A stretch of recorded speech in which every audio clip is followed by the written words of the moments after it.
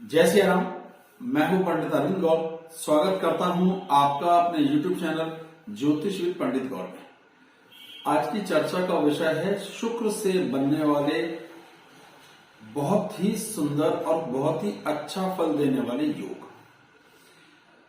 5 योगों की चर्चा करूंगा, सभी बहुत ही अच्छे हैं। अगर एक भी लगे तो जीवन सफल हो जाता है। इसमें पहले योग का नाम है सरस्वती योग। कैसे बनता है सरस्वती योग? अगर गुरु अपनी स्वराशि में हो, उच्च राशि में हो या मित्र राशि में हो और शुक्र और बुध उनके साथ हो या अलग अलग केंद्र, त्रिकोण या धन भाव में हो।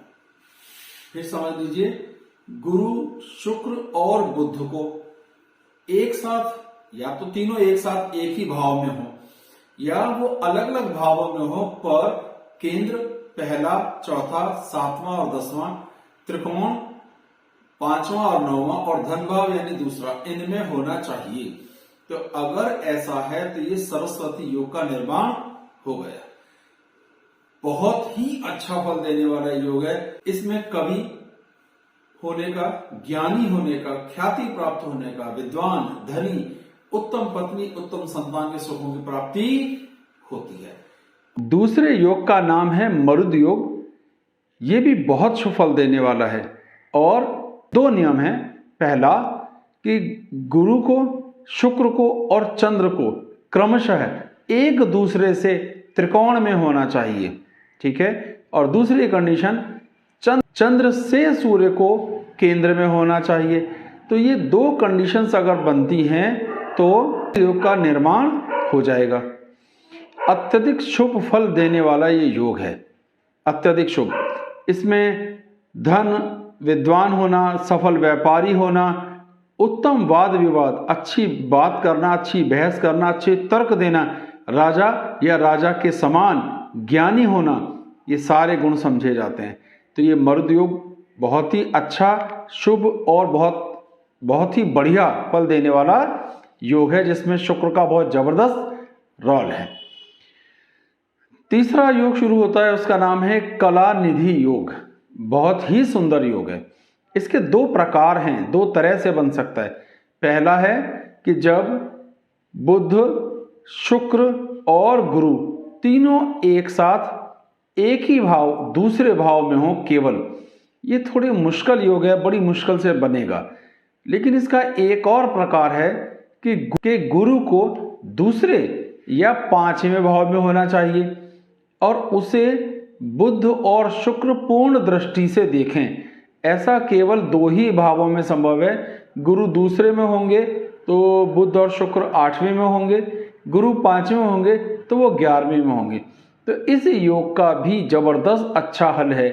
इसमें धनी संपन्न होना, उत्तम स्वभाव का होना, बहुत ज्ञानी होना, समाज में बड़ी प्रतिष्ठा होना, पर इन सबके बाद भी एक अवगुण की भी इसमें चर्चा है, वो है अत्यधिक कामुक होना। शुक्र का अपना एक असर है। लेकिन ये भी कला निधि योग बहुत ही सुंदर योग है और इसका बहुत ही अच्छा प्रभाव देखने में आता है और बहुत मुश्किल नहीं है, आराम से जन्म कुंडली में लगा हुआ मिल सकता है। चौथे योग का नाम है सप्त कलत्र योग। अगर 7वें भाव का स्वामी, इससे कोई फर्क नहीं पड़ता इस योग की कंडीशन में कि 7वें भाव का स्वामी कौन है। अगर सप्तमेश को गुरु, बुध और शुक्र या कोई एक ग्रह भी देखेगा तो आपको ये योग बन जाएगा। और इसका क्या प्रभाव होता है? उत्तम पत्नी यानी बहुत ही अच्छा पत्नी का सुख। गुरु देखेगा तो बहुत धार्मिक पत्नी हो सकती है, तो भी पत्नी का सुख बहुत प्राप्त होगा। शुक्र देखेगा तो बहुत सुंदर पत्नी हो सकती है, ये भी पत्नी का सुख है। और बुध होगा तो बहुत ज्ञानी पत्नी हो सकती है। तो नियम यह है कि बुध, गुरु, शुक्र अगर सप्तमेश को अपनी दृष्टि से देखें या उसके साथ युति करें तो आपको उत्तम पत्नी का सुख प्राप्त होगा। साधारणतया ये योग मिल जाता है कुंडली में, ऐसा नहीं है, लेकिन जरा ध्यान से लगाएंगे तो समझ में आ जाएगा। 5वां और सबसे बड़ा योग जिसे महायोग कहते हैं, उसका नाम है मालव्य महायोग। मालव्य महायोग कैसे बनता है? जब शुक्र